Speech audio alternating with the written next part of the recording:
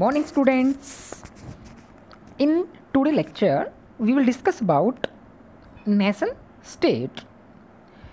But before this we have discussed already about the Napoleon and their civil code. Yes, I think you have remembered it. Okay, so now we will discuss about nation state. Okay, how the nation state will come in France. So let's start now. Mid 18th century कि जो mid 18th century है तब तक जो है there is no idea of nation कि भाई mid 18th century तक नेशन जो है किसी भी देश का कोई भी आइडिया नहीं था. तो what do you mean by the nation कि भाई नेशन होता क्या है. ठीक है, तो nation means where common culture, common history, common tradition and common government. So we can call a nation a feeling. ठीक है, तो ये ऐसा कोई आइडिया था ही नहीं फ्रेंच के अंदर मिड 18th सेंचुरी तक कि लोगों के माइंड में आया ही नहीं कि हम अपना अलग से क्या बनाएंगे, एक स्टेट बनाएंगे, अलग से अपना कंट्री बनाएंगे. ठीक है, तो फिर ये आया कहाँ से idea.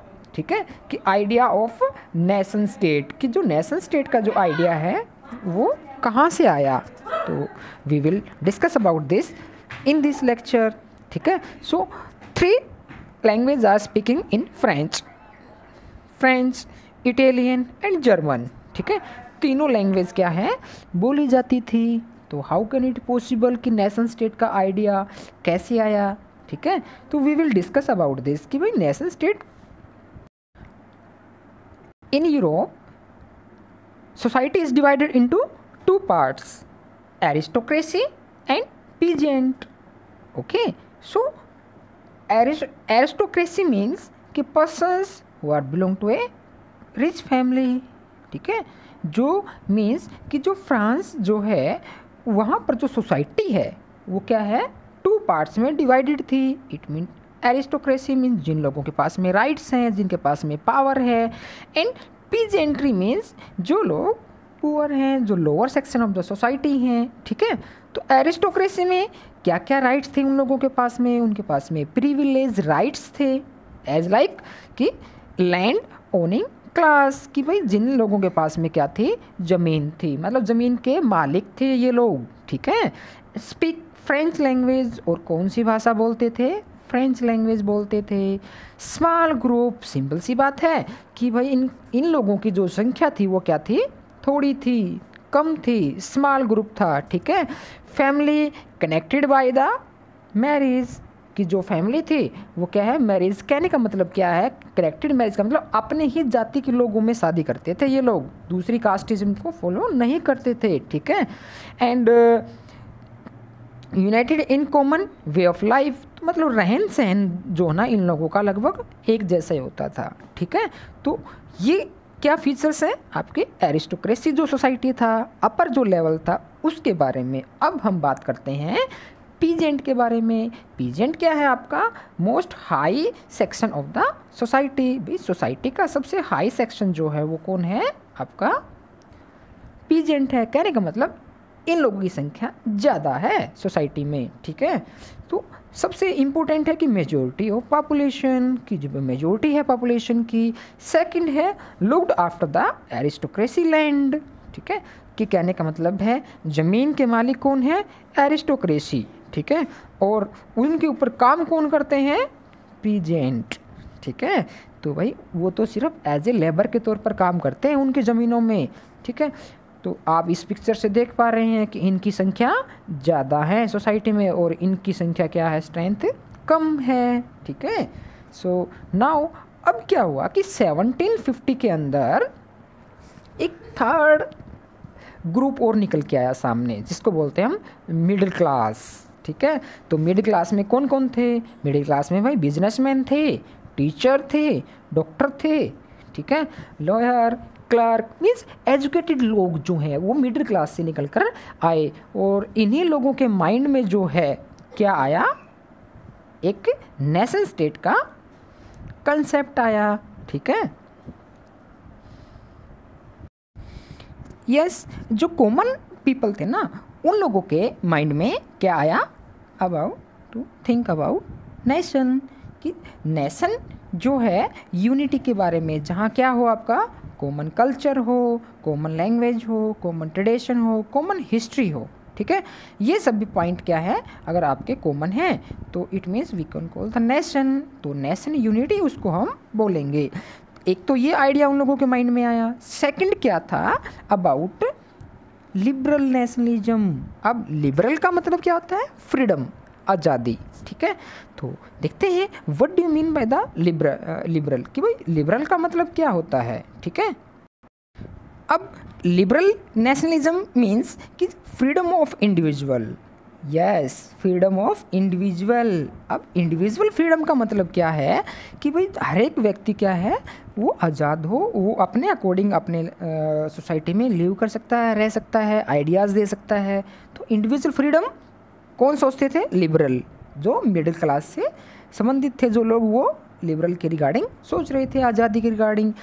Equality before the laws, कि भाई कानून की नज़रों में क्या होना चाहिए, सभी बराबर होने चाहिए, ठीक है। भाई जो राजा है जो है उसके पास में कुछ राइट्स नहीं होने चाहिए, ठीक है। हर एक व्यक्ति के पास में इक्वालिटी हो, इक्वल हो, कोई स्पेशल राइट किसी के पास में ना हो, सिंपल सी बात है ना।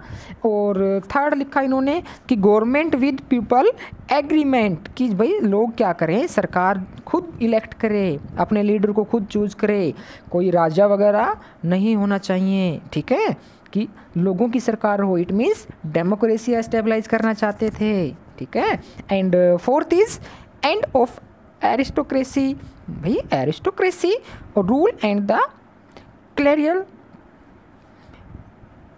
Privilege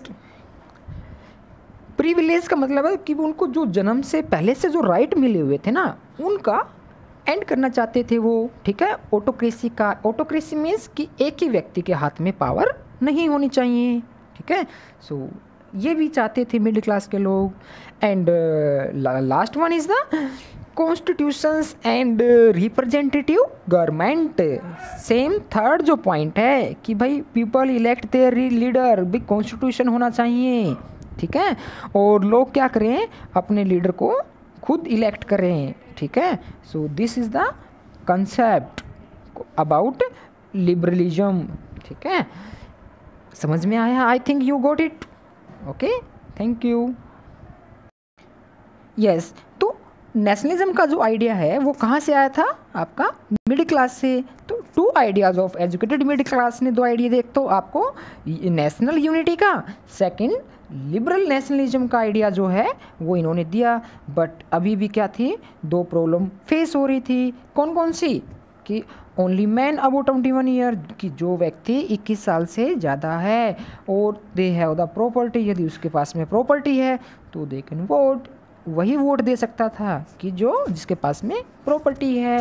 and state to state trade barrier, कि भाई आपको एक स्टेट से दूसरे स्टेट में जाना है अपना जो सामान वगैरह बेचने के लिए, जो प्रोडक्शन जो है उसको बेचने के लिए, तो उसके वहाँ पर क्या था, आपका ट्रेड बैरियर थे, बाधाएं थी। कि ट्रेड बैरियर का मतलब कि यू हैव टू पे the tax in every point, कि हर जगह पे आपको क्या करना पड़ रहा था, टैक्स देना पड़ रहा था। देखिए जो ट्रेड बैरियर की रिगार्डिंग जो है 5% जो है आपको हर बार अपना जो टोटल प्रोडक्शन है उसका 5% आपको हर बार देना पड़ता था। फर्स्ट टाइम आपने 5% दिया, सेकंड टाइम फिर आपको 5% देना पड़ रहा है, थर्ड टाइम फिर 5% देना पड़ रहा है। मतलब जितना जो आपके पास सामान है उसका 5% आपको हर बार। और कितने ट्रेड बैरियर थे, 12, ठीक है, 12 ट्रेड बैरियर एक ही जगह से निकलने के लिए, ठीक है, मार्केट तक के लिए। तो इस प्रकार मतलब ट्रेड बैरियर भी काफ़ी बहुत एक प्रॉब्लम थी उस टाइम पे। तो these are the major problem at that time, अभी भी ये प्रॉब्लम चल रही थी। 1834 में क्या हुआ कि आपका कस्टम यूनियन फॉर्म हुआ। कस्टम यूनियन में क्या हुआ कि जो जोलोवियन है जो है उन्होंने क्या किया, प्रसिया स्टार्टेड इट, कि जो प्रसिया जो कंट्री है उसने क्या किया था, इसको स्टार्ट किया था। और बाद में जो जर्मन स्टेट की ने भी काफ़ी इसको बाद में ज्वाइन कर लिया था। अब इसमें क्या हुआ, क्या था कस्टम यूनियन के अंदर, उसका रिजल्ट क्या निकला कि जो आपके अबोलाइज द ट्रेड बैरियर, कि ट्रेड बैरियर को अबोलाइज का मतलब उसमें पाबंदी लगा दी गई, बंद कर दिया गया उसको, ठीक है। And reduce the number of currencies from 30 to 2, कि भाई पहले जो ना हर एक राजा की, हर एक एरिया की अपनी अलग अलग करेंसी होती थी, ठीक है, लेकिन अब सभी को बंद करके क्या है, सिर्फ 2 ही करेंसी कर दी गई है, कि भाई सभी को ये 2 करेंसी क्या करनी पड़ेगी, फॉलो करनी पड़ेगी। अब सभी की अलग अलग करेंसी, तो उसमें लेन देन में क्या हो जाता है, काफ़ी दिक्कत नहीं आती है, ठीक है, आसानी हो जाती है उसमें अगर आपकी एक सिंपल करेंसी हो, ठीक है। तो ये चीज़ें भी अब क्या हुई हैं, इम्प्रूवमेंट हुई हैं।